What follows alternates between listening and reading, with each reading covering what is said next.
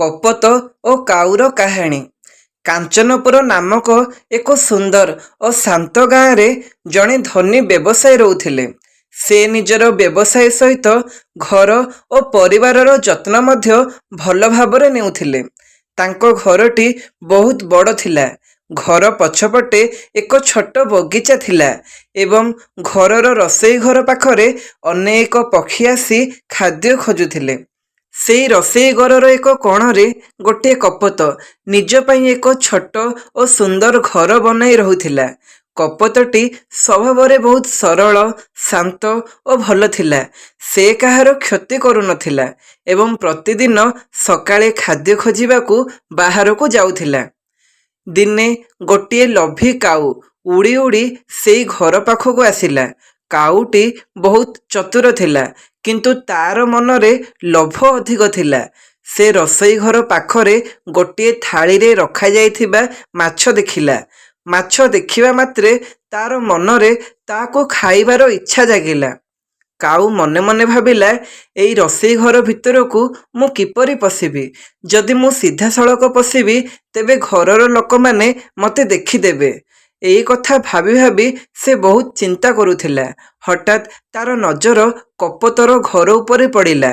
କାଉର ମନରେ ଏକ ଚତୁର ଉପାୟ ଆସିଲା। ସେ ଭାବିଲା, ମୁଁ ଯଦି ଏଇ କପୋତର ସହିତ ବନ୍ଧୁତା କରିଦିଏ ତେବେ ହୁଏତ ମୋର କାମ ସହଜ ହୋଇଯିବ। ତାର ମାଧ୍ୟମରେ ମୁଁ ଏଇ ଘର ପାଖରେ ରହିପାରିବି ଏବଂ ସୁଯୋଗ ମିଳିଲେ ରୋଷେଇ ଘରରୁ ଖାଦ୍ୟ ନେଇ ଖାଇପାରିବି। କିଛି ସମୟ ପରେ କପୋତ ଦାନା ଖୋଜିବା ପାଇଁ ନିଜ ଘରୁ ବାହାରକୁ ଆସିଲା। କାଉ ମଧ୍ୟ ତା ପଛେ ପଛେ ଉଡ଼ିବାକୁ ଲାଗିଲା। କିଛି ଦୂର ଯିବା ପରେ କପୋତ ପଛକୁ ବୁଲି ଦେଖିଲା ଯେ କାଉ ତା ପଛରେ ଆସୁଛି। କପୋତ ପଚାରିଲା, ଭାଇ, ତୁମେ ମୋ ପଛେ ପଛେ କାହିଁକି ଆସୁଛ? କାଉ ବହୁତ ମିଠା କଥା କହି କହିଲା, ତୁମେ ମୋତେ ବହୁତ ଭଲ ଲାଗୁଛ। ତୁମର ସରଳ ଓ ଶାନ୍ତ ସ୍ୱଭାବ ମୋତେ ବହୁତ ପସନ୍ଦ। ସେଇଥିପାଇଁ ମୁଁ ତୁମ ସହିତ ଭଲ ବନ୍ଧୁତା କରିବାକୁ ଚାହୁଁଛି। କପୋତ କହିଲା, ବନ୍ଧୁତା କରିବା ଭଲ କଥା, କିନ୍ତୁ ଆମ ଦୁହିଁଙ୍କର ଖାଦ୍ୟ ତ ଅଲଗା। ମୁଁ ଦାନା ଓ ଶସ୍ୟ ଖାଏ, ଆଉ ତୁମେ ଅନ୍ୟ ପ୍ରକାରର ଖାଦ୍ୟ ଖାଅ। ତେବେ ଆମେ କିପରି ଏକାଠି ରହିବା? କାଉ ହସି କହିଲା, ଏଥିରେ କ'ଣ ଅସୁବିଧା? ବନ୍ଧୁତା କେବଳ ଏକାଠି ଖାଇବା ପାଇଁ ହୁଏ ନାହିଁ। ଆମେ ଦୁହେଁ ମିଶି ଖାଦ୍ୟ ଖୋଜିବା। ତୁମେ ତୁମର ଖାଦ୍ୟ ଖାଅ ଏବଂ ମୁଁ ମୋର ଖାଦ୍ୟ ଖାଇବି। ଆମେ ଦୁହେଁ ପରସ୍ପରକୁ ସାହାଯ୍ୟ କରିବା। କପୋତଟି କାଉର ମିଠା କଥାରେ ବିଶ୍ୱାସ କରିଗଲା। ସେ କାଉକୁ ନିଜର ବନ୍ଧୁ ଭାବିନେଲା। ଦୁହେଁ କିଛି ସମୟ ଏକାଠି ରହିଲେ ଏବଂ ପରସ୍ପର ସହିତ ଭଲ କଥାବାର୍ତ୍ତା କଲେ। ଏହି ସମୟରେ ଘରର ମାଲିକ କପୋତ ସହିତ ଗୋଟିଏ କାଉକୁ ମଧ୍ୟ ଦେଖିଲେ। ସେ ଭାବିଲେ, ହୁଏତ ଏଇ କାଉଟି କପୋତର ବନ୍ଧୁ, ତେଣୁ ଏହା ବିଷୟରେ ଅଧିକ ଚିନ୍ତା କରିବାର ଆବଶ୍ୟକତା ନାହିଁ। କିନ୍ତୁ ଘରର ମାଲିକ ଜାଣିନଥିଲେ ଯେ କାଉର ମନରେ ଏକ ଖରାପ ଉଦ୍ଦେଶ୍ୟ ଲୁଚି ରହିଛି।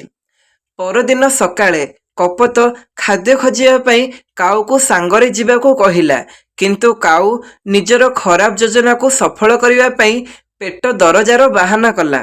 ସେ କହିଲା, ଭାଇ, ଆଜି ମୋ ପେଟ ଟିକେ ଦରଜ ହେଉଛି। ତୁମେ ଆଜି ଏକା ଯାଅ, ମୁଁ ଏଠାରେ ଟିକେ ବିଶ୍ରାମ ନେବି। ସରଳ ମନର କପୋତ ତା କଥାକୁ ସତ ବୋଲି ଭାବିଲା ଏବଂ ଏକା ଖାଦ୍ୟ ଖୋଜିବାକୁ ଚାଲିଗଲା। କାଉ ଜାଣିଥିଲା ଯେ ସେଇଦିନ ଘରକୁ କିଛି ଅତିଥି ଆସିବେ, ତେଣୁ ଘରର ଚାକର ରୋଷେଇ ଘରରେ ବିଭିନ୍ନ ପ୍ରକାର ଖାଦ୍ୟ ପ୍ରସ୍ତୁତ କରୁଥିଲା। କାଉର ଆଖି ସେଇ ଖାଦ୍ୟ ଉପରେ ଥିଲା। କାଉଟି ଚୁପଚାପ ରୋଷେଇ ଘର ପାଖରେ ଲୁଚି ରହିଲା। ସେ ଚାକର ବାହାରକୁ ଯିବାର ସୁଯୋଗକୁ ଅପେକ୍ଷା କରିବାକୁ ଲାଗିଲା। କିଛି ସମୟ ପରେ ଚାକର ରୋଷେଇ ଘରରୁ ବାହାରକୁ ଗଲା। ସୁଯୋଗ ପାଇ କାଉ ତୁରନ୍ତ ରୋଷେଇ ଘର ଭିତରକୁ ପଶିଗଲା। ସେ ଥାଳିରେ ରଖାଯାଇଥିବା ମାଛକୁ ଦେଖି ଖୁସି ହୋଇଗଲା। ତାର ଲୋଭ ଆହୁ ଅଧିକ ବଢ଼ିଗଲା। କାଉ ତୁରନ୍ତ ମାଛଟିକୁ ନେଇ ଏକ କୋଣରେ ବସି ଆରାମରେ ଖାଇବାକୁ ଲାଗିଲା। ସେ ଭାବିଲା ଯେ ତାର ଯୋଜନା ସଫଳ ହୋଇଗଲା। କିନ୍ତୁ କିଛି ସମୟ ପରେ ଚାକର ଫେରି ଆସିଲା। ସେ କାଉକୁ ମାଛ ଖାଉଥିବା ଅବସ୍ଥାରେ ଦେଖିଦେଲା।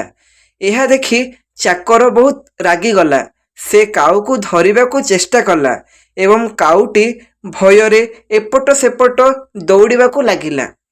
ଶେଷରେ ଚାକର କାଉକୁ ଧରି ଘରର ମାଲିକଙ୍କୁ ସବୁ ସତ କଥା କହିଦେଲା। ଘରର ମାଲିକ ମଧ୍ୟ କାଉର ଲୋଭ ଓ ଚତୁରାଇ ବିଷୟରେ ଜାଣିଗଲେ। ସେ କାଉକୁ ସେଠାରୁ ଦୂରେଇ ଦେଲେ। ସନ୍ଧ୍ୟା ସମୟରେ କପୋତ ଖାଦ୍ୟ ଖୋଜି ଫେରି ଆସିଲା। ସେ କାଉର ଖରାପ ଅବସ୍ଥା ଦେଖି ଆଶ୍ଚର୍ଯ୍ୟ ହୋଇଗଲା। ପରେ ସେ ସବୁ ଘଟଣା ବିଷୟରେ ଜାଣିଲା। କପୋତ ବୁଝିଗଲା ଯେ କାଉ ତା ସହିତ ସତ ବନ୍ଧୁତା କରିନଥିଲା, କେବଳ ନିଜର ଲୋଭ ପୂରଣ କରିବା ପାଇଁ ସେ ବନ୍ଧୁତାର ନାଟକ କରିଥିଲା। କପୋତ ମନେ ମନେ ଭାବିଲା, ଯେଉଁ ବନ୍ଧୁତାରେ ସତ୍ୟ, ବିଶ୍ୱାସ ଓ ଭଲ ପାଇବା ନଥାଏ, ସେହି ବନ୍ଧୁତାର କୌଣସି ମୂଲ୍ୟ ନାହିଁ। ଏହି କାହାଣୀରୁ ଆମେ ଶିକ୍ଷା ପାଇଲୁ ଯେ ଲୋଭ ମଣିଷକୁ ଭୁଲ ରାସ୍ତାରେ ନେଇଯାଏ। ଅନ୍ୟକୁ ଠକି ନିଜର ସ୍ୱାର୍ଥ ପୂରଣ କରିବାର ଫଳ ଦିନେ ନା ଦିନେ ନିଶ୍ଚୟ ମିଳେ। ସେଇଥିପାଇଁ ସବୁବେଳେ ସତ୍ୟବାଦୀ ହେବା, ଭଲ ମନ ରଖିବା ଏବଂ ଭଲ ଲୋକଙ୍କ ସହିତ ବନ୍ଧୁତା କରିବା ଉଚିତ।